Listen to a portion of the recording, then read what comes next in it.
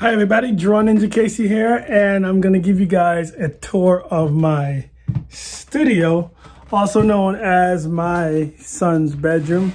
It's kind of like a look at what we're going to be taking a look at here. And that little character right there who I'm crushing with my hands, that's Delilah. That's my kitty cat. That's my son's cat, but we like to think of her as the family's cat.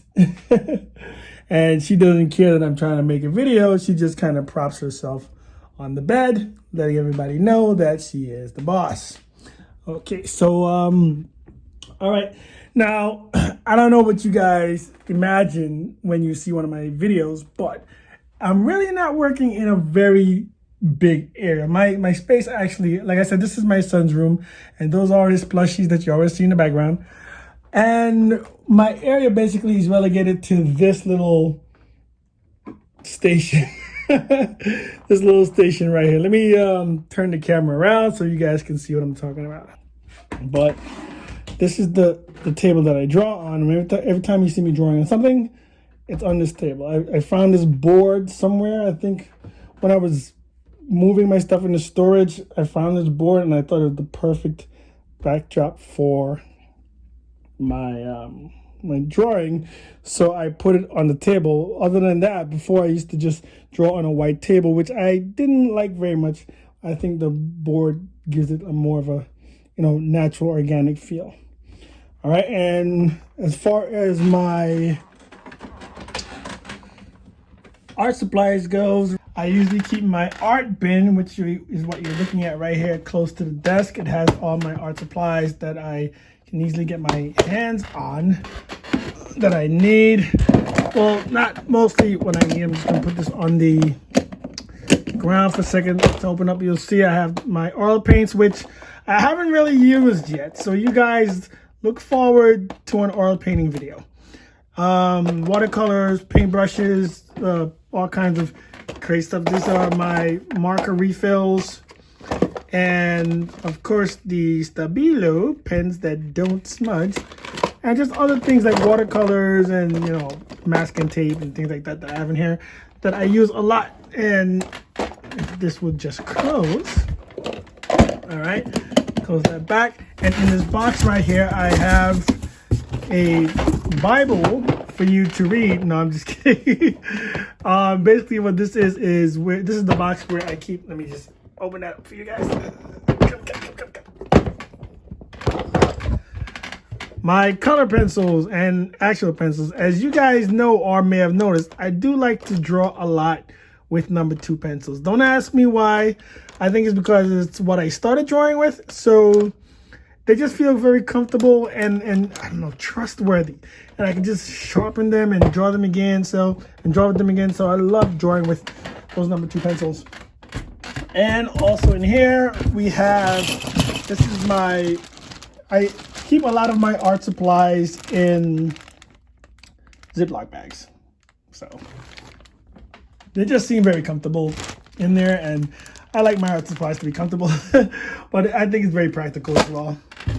And some fabric paint that I use for my jacket commissions and also for my jacket videos. I think I've only done 1 or 2 jacket videos, but I'm going to be doing a Chadwick Boseman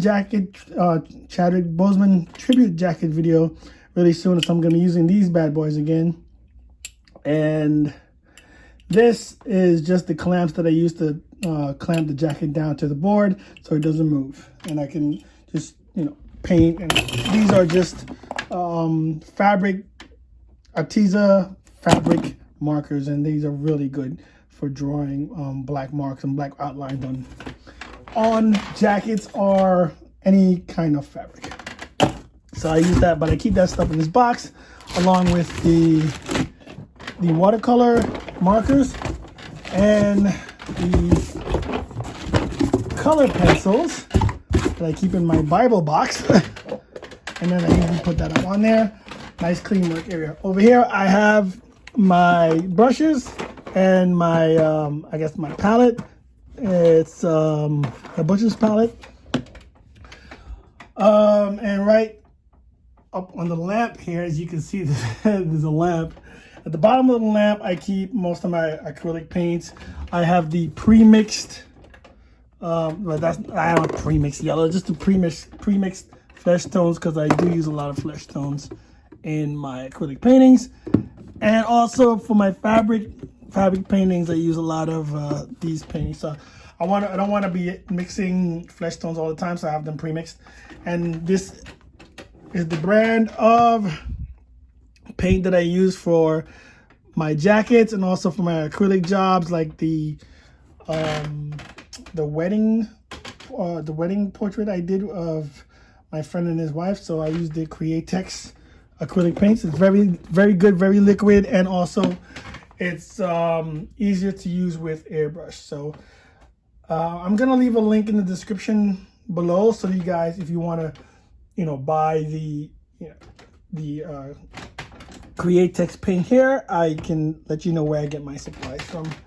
And this, of course, is premium enamel paint, and like this is stuff I use for my customizations and stuff like that. So, all right, so moving right along. I know when I showed you the light, you guys saw the poster. There's a poster right here of a mashup between Goku and Wolverine, and it's done by a good friend of mine who is whose name is Hector E. Rodriguez. He even signed it for me. I got this from Comic-Con while he was there, and this was like one of my favorite pieces that he's done, because I like Goku and I like Wolverine, so I had to just show some support and buy one from him. My Hero Academia. And this is my son's shelf here. This is a picture of my son. You guys know Pixelator J. And this is a watercolor painting that I did of him. Always put next to him, 4x4. Watercolor paper. Of course, this is all the good juicy stuff he's got. He's got his collectibles and things on there. And this is a mannequin that I used to use a lot more when I was doing comic books. I don't really use it very much now, but when I did comic books, man, that was my best friend. Okay, and over here I have my bookshelf with mostly my stuff on it, although it's my son's room. Well, mostly has my stuff on it. This is like a lot of the drawings that I did. You can see, let me see this pull one out. Wrong way. This is a drawing of the Hulk. I think I did this on a live stream. I think this was like one of my first, what was it? 2020, yeah. This is my first live streams in 2020. So yeah, that was a Hulk of a job. It's been a Hulk of a year. Okay, and up here, of course, this is, you guys know this drawing right here? Another live stream drawing. I don't know, I might do something to color that. I don't know, but for now, it's just gonna stay in there, up there, black and white. Up here, I have canvases for my, on top of the shelf, the white shelf here, I have canvases for my commissions. And there's a particular illustration board about this size. In here, I had to hide it because it was in the room before. But in case the person who I'm doing the commission for is watching the video, I didn't want him to see what I was doing. It was a Dragon Ball Z, but you guys will see it because I'm making a video. But yes, Angel, I'm talking about you. I'm hiding your drawing here so you can't see your commission on the video. And this is the TV that my son uses to do his channel stuff on. He hooks the capture card onto here and onto the computer, and he records his videos for his channel. Okay, so I don't know if I introduced you guys to my camera, which is the Canon M50 camera. I saved up a lot of months for this camera, but I finally got it on, I don't remember when I got it, but I remember that I had started recording a video, and then in the middle of the video, I switched to this camera, and the difference was like crazy. It was the Hawk video, actually, that I did. Hawk from, what is it? Hawk from Buck Rogers. I did that video. Half of it was with my Logitech camera, which is this camera right here. And the other half was with the M50 camera. And forget it, the difference is astronomical. And so this is the arm. I got this from Amazon.com, right? And it was the perfect thing that I was looking for to just kind of get the perfect overhead scene for my drawings. See how that looks? Because before that, I used to use the Logitech camera, and I had to rig it to the box that this TV came in and a stick. Oh my God, it was ridiculous the way it looked, but it did do the job. But I had to constantly fix it and rig it and rearrange it and everything. Also got the tripod from Amazon as well. So the setup kind of looks like this from the door. And as you can see, it's perfect for my needs at this point. So moving right along, this is the view from my desk. Okay, so while I'm drawing, this is basically what I'm seeing, because the camera is right here. The drawing is right there. When I am recording for the intros and the outros of the video, I usually put this camera up here and then start recording while sitting at this desk right here, or this chair right here.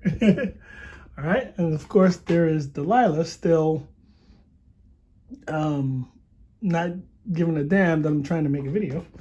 But all right, this is my copy machine, makes copies. And these right here, I got these from Amazon, of course. These are the iPhone 11 cases that I'm gonna be customizing really soon, so stay tuned for that. And if you're wondering what those stickers are on my computer, before we get to the stickers, I want to get back to this Logitech camera, but because I want you guys to know that you don't really need an expensive setup in order to make to start a YouTube channel. You just really kind of need something to record, even if it's on your phone.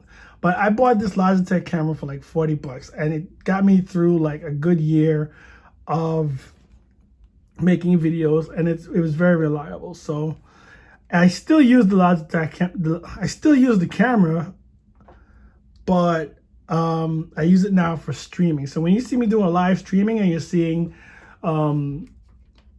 the camera that's pointing down towards the desk showing you the artwork, that's this camera. And the other camera that's pointing towards me is this camera right here from my computer. Okay.